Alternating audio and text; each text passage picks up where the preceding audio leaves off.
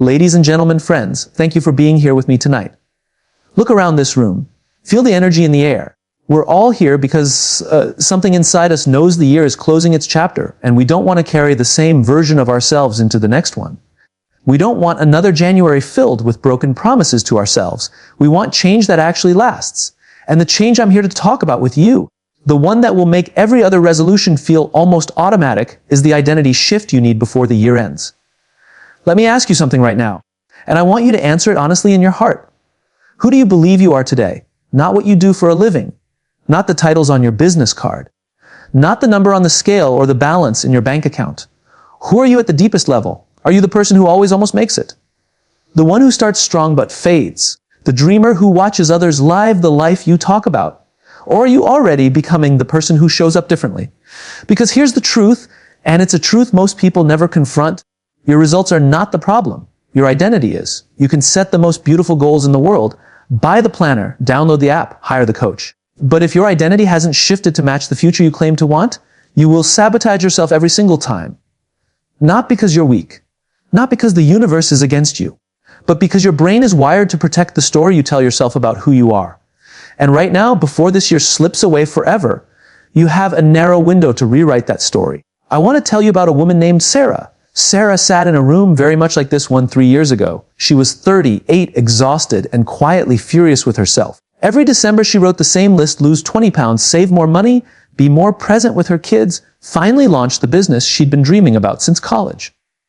And every single year, by March, the list was forgotten. She told herself it was because life got busy. Work demands, kids' schedules, the economy. But deep down she knew the real reason. She still saw herself as the girl who never follows through. That identity was running her life like an invisible script.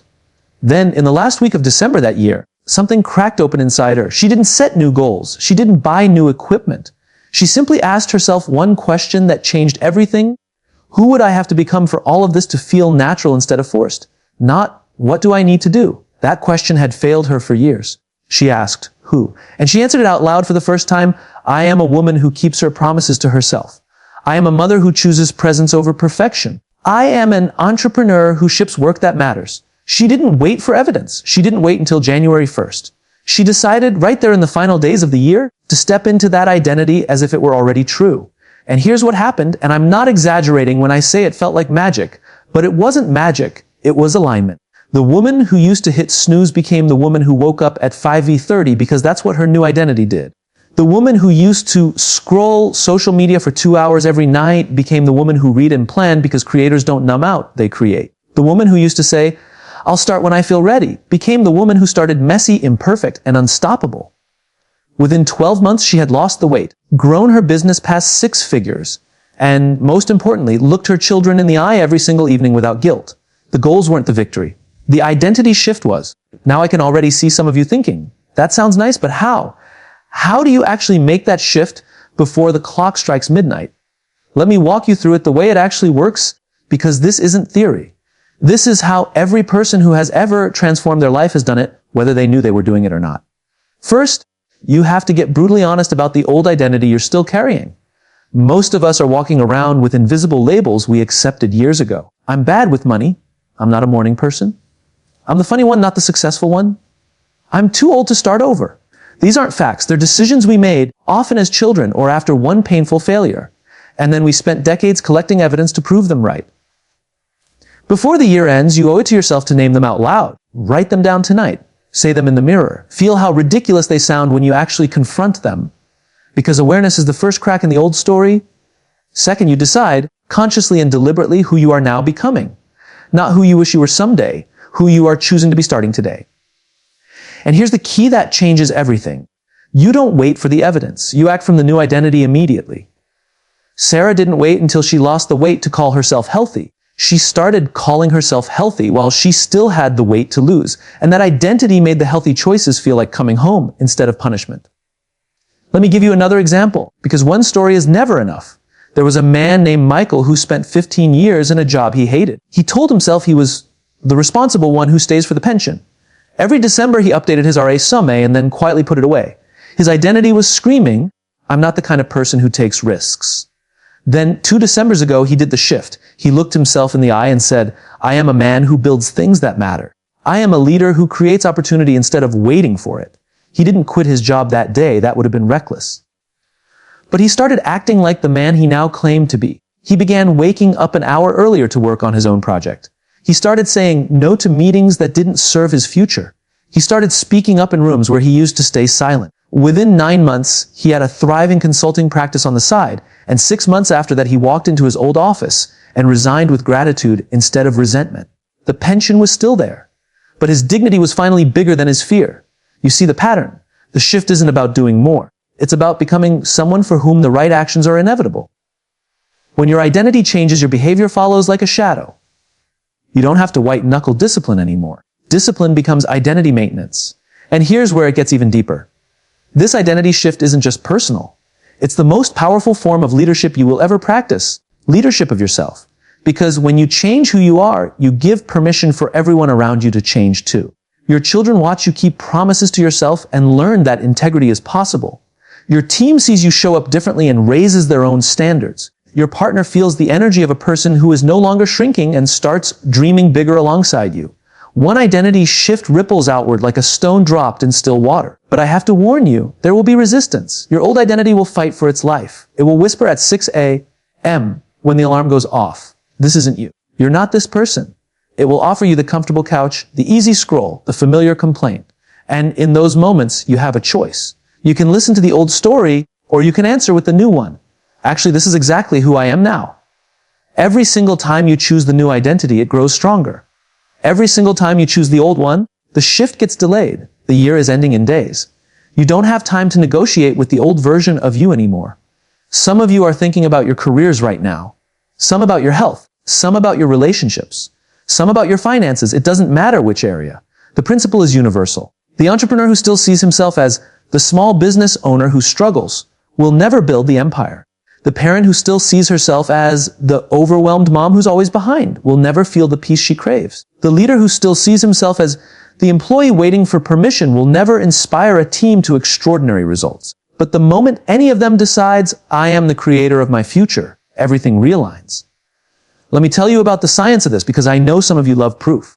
Your brain has something called the reticular activating system. It's like a filter that decides what you notice in the world. When your identity is, I'm unlucky with money, your brain filters out opportunities and highlights every expense. When your identity becomes, I am a person who creates wealth with integrity, suddenly you see joint ventures, ideas, mentors, and solutions everywhere. The world didn't change. Your filter did. Your identity rewired your perception. That's not woo-woo. That's neurology. And it works the same for confidence, for discipline, for love, for courage.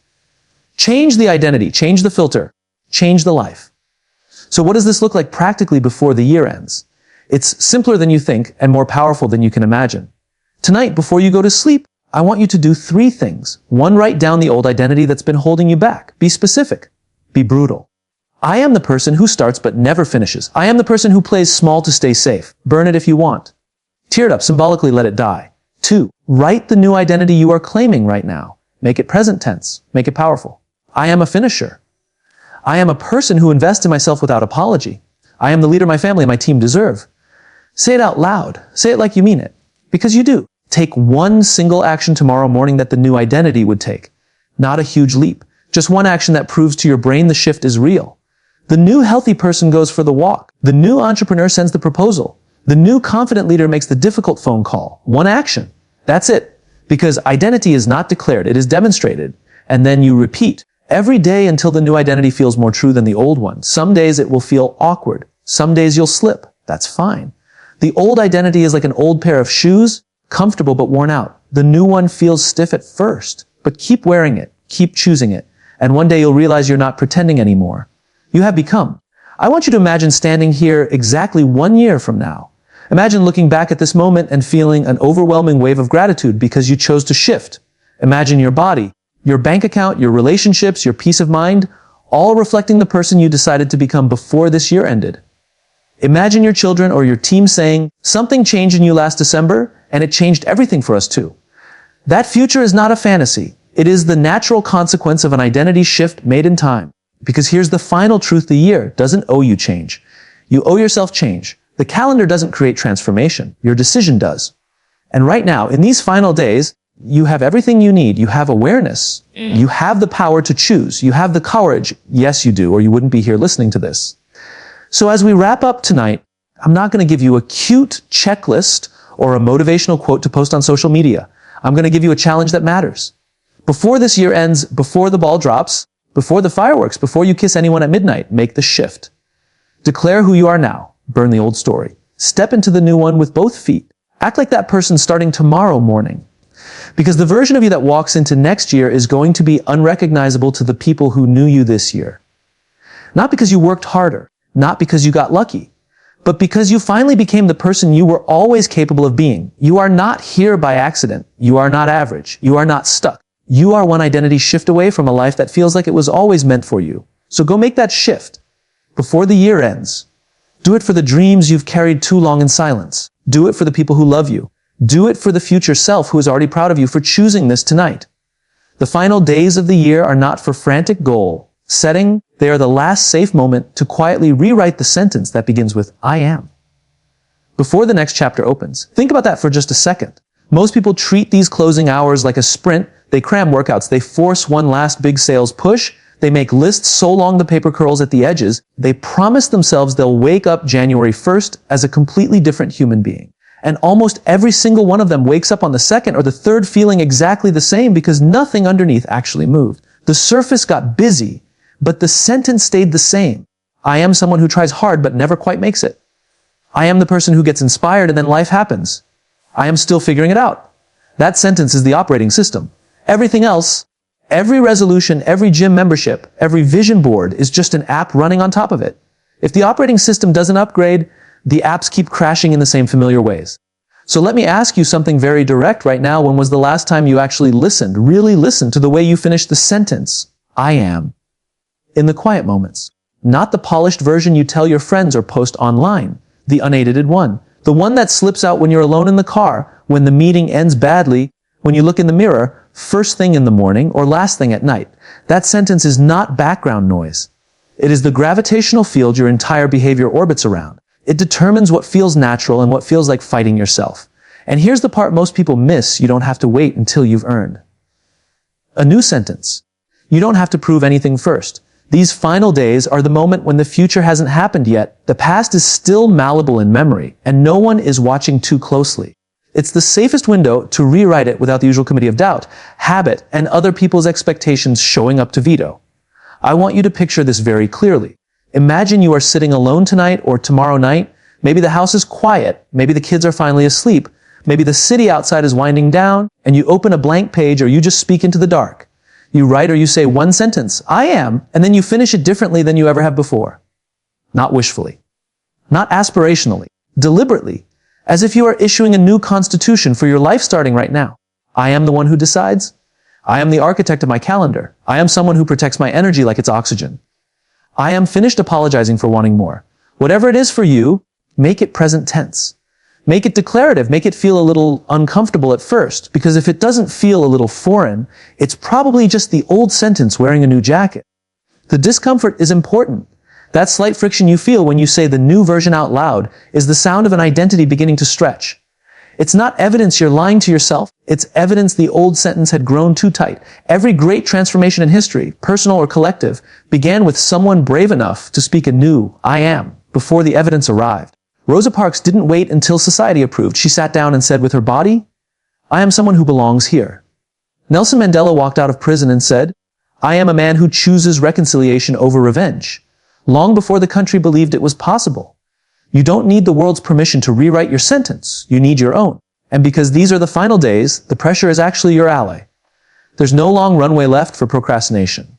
January is breathing down your neck. That shortness of time creates urgency without panic if you use it right.